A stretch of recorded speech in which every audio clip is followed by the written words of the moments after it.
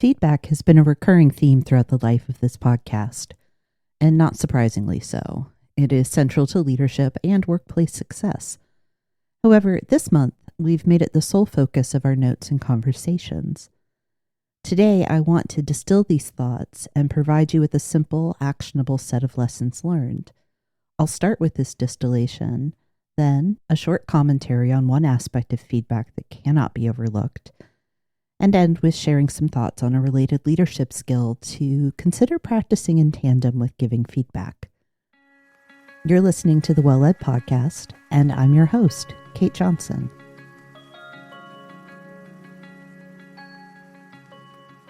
When we look back at the last 3 episodes, there are several big ideas or takeaways we could reflect upon.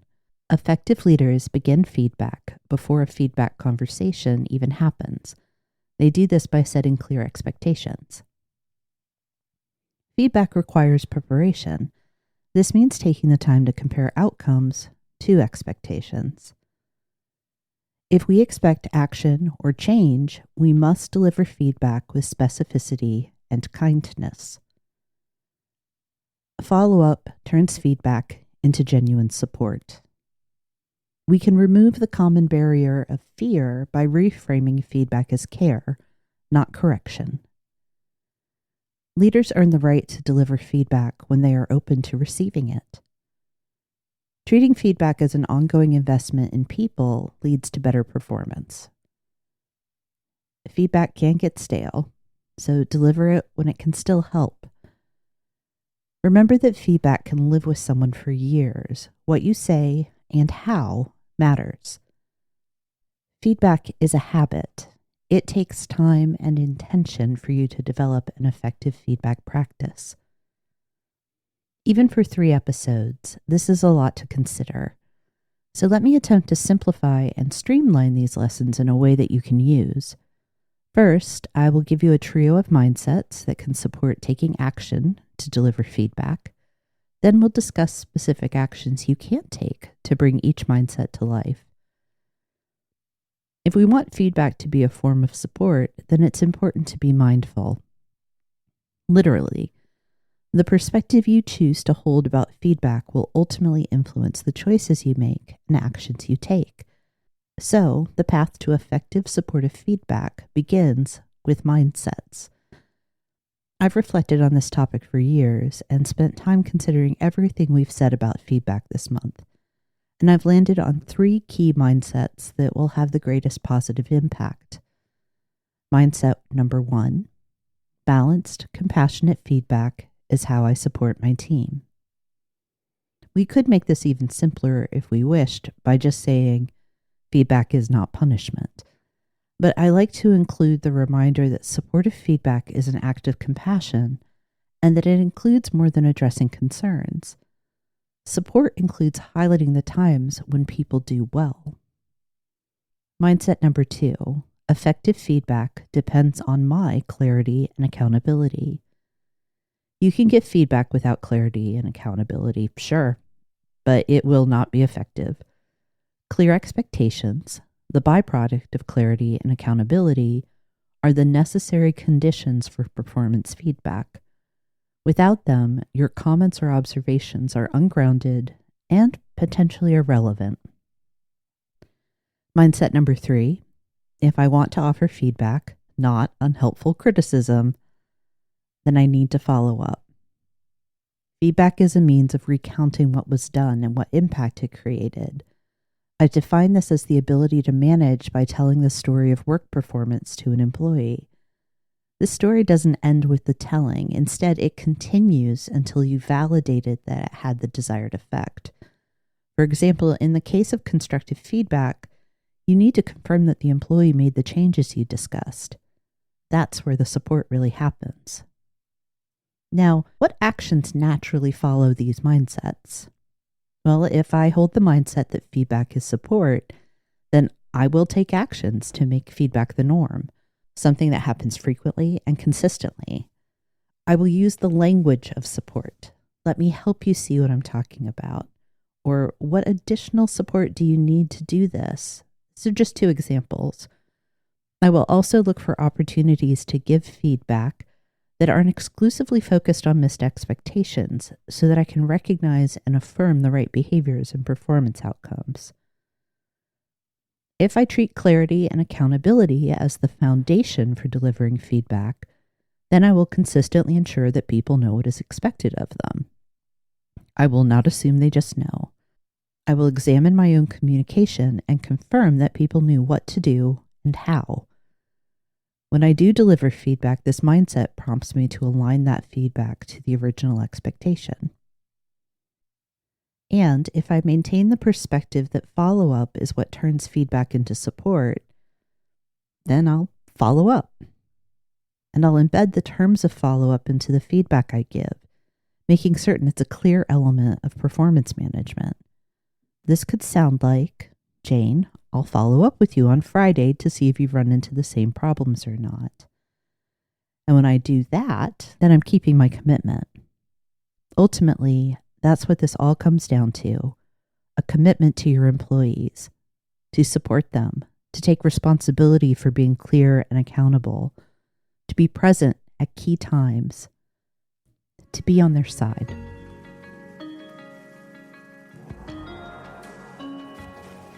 Kim, this month's guest, and I discussed something I want to devote time to here. Feedback is a kind of story. Specifically, it is a true story of performance. The truth of the feedback story you share is key. This is not to say that you may be lying during feedback, although that is always to be avoided. Rather, this is about how we craft the most effective story, the truest story. There are techniques to consider that will render your feedback precise and even more palatable to others. That will make it truly true. First, help yourself by relying on a simple framework to organize your feedback message. This will produce consistent results and reduce your effort. I'm an advocate for using what, why, how, when. What was the specific measurable outcome? Why does this result matter to the business? How exactly did it vary from the original expectation? And when are changes, if any, necessary? And when will we talk again? With the shape of the story managed, we can now pay attention to ways of grounding your feedback in reality. I think it happens in 2 steps. First, removing ego. Second, choosing precision. In our collaboration on our feedback guide, Kim has done a great job of keeping us aligned to the idea that feedback is not about the giver. If we want to do feedback well, then the person receiving the feedback must be the star of the story, so to speak. Keep the other person at the center. And this is easiest when you take your ego out of the picture. Check if you're talking about yourself, if your concerns or feelings are getting in the way, if you're over-reliant on your own assumptions, or worst case, if the feedback was triggered by your annoyance. Even reminding yourself, this is not about me, right before you begin a feedback conversation can go a long way to staying true. For the second step, listen to the words you use. I coach leaders to try to avoid adjectives and adverbs because these are the language of fiction. Feedback can and should be direct and contain just enough detail, the right amount of detail, to communicate the what, why, how, when. If you hear yourself saying you're always late, you aren't staying grounded in reality. The reality is you've been late for your last 3 shifts. Use measurements, exact language, patterns, and similar verbal tools to deliver feedback that is true and easy to accept. Just as a framework can reduce your effort to deliver feedback, egoless and precise messages will be easier for the other person to receive. This will help you both stay focused on what matters, maintaining the relationship and prioritizing outcomes. And speaking of receiving feedback, I'm of the opinion that delivery is not the only feedback skill a leader needs. The best feedback happens as a conversation. It involves both a giver and a receiver. This means that we need to build skills that address all facets or both sides of feedback, preparing and delivering it to others, and then asking for, receiving, and responding to feedback for ourselves. For right now, though, I want to zoom in on receiving feedback. Frank, one of this month's Other Voices contributors, highlighted that leaders improve feedback culture when they are first open to it themselves. Leading well means having a willingness to move out of the feedback giver role, to do it actively and frequently. It's about more than being a role model. It's about making feedback the standard. We can accomplish this in 2 ways, and these are things that you can do today, tomorrow. There is no need to wait or to take weeks to prepare, because you only build this skill by practicing it. First, weave requests for feedback into regular conversations. Questions like, what could I do differently next time? Or what do you need from me that I'm not providing? Are invitations to your employees to give you feedback. Second, and this may be the most important thing you do as a leader, when you ask questions like these, and someone is brave enough to speak up and answer with feedback, the first words out of your mouth must be, thank you. Just thank you. You don't have to agree with what you've heard. You don't have to apply it right away. You don't need to explain or defend yourself. In fact, I do not recommend that reaction. Simply say, thank you. If you need time to process, tell them so. Thank you. I'd like to take a little time to reflect on what you've shared. Would it be okay if we connected next week? If you're able to do it in the moment, consider responding this way. Thank you. I really appreciate that. I'm going to consider what you said, how I will apply it, and let you know what questions I may have. If you notice, even responding that you need time includes a point of follow-up. So does the more general response. You see, it's just like when you deliver feedback, because you are the leader. Making follow-up part of feedback transforms it into support. When you are the feedback giver, it's about supporting the person's performance and success. When you are the receiver, follow-up supports respect, openness, and psychological safety. These Lessons for Effectiveness episodes are all about applying the lessons from the Well-Led podcast and putting important leadership skills into practice. Today, I want to offer you a few choices for how you can do this.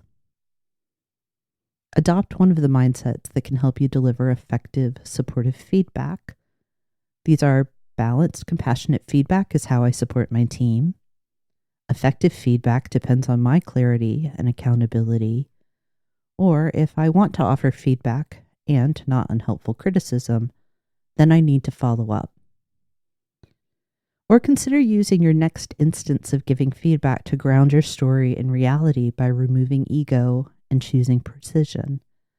Focus on the other person and craft a clear message that relies on facts.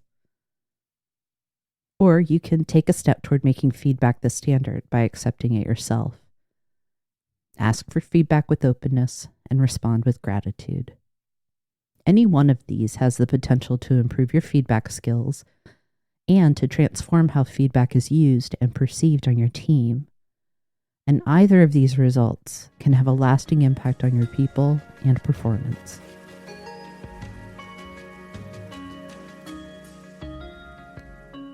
The latest companion toolkit is now available. Check the show notes for a link to request your copy, and when you subscribe, you'll receive new tools automatically as they're released. Subscribers will also be among the first to hear when Kim and I release It's Giving Feedback, the ultimate guide to supporting performance with confidence, kindness, and precision. If this episode was useful, you can support the show by following or subscribing on your preferred podcast platform, or by sharing it with someone who's navigating similar leadership challenges. We'll be back next Tuesday, and later this season, we'll explore the role and importance of authenticity in leadership. Thanks again for listening.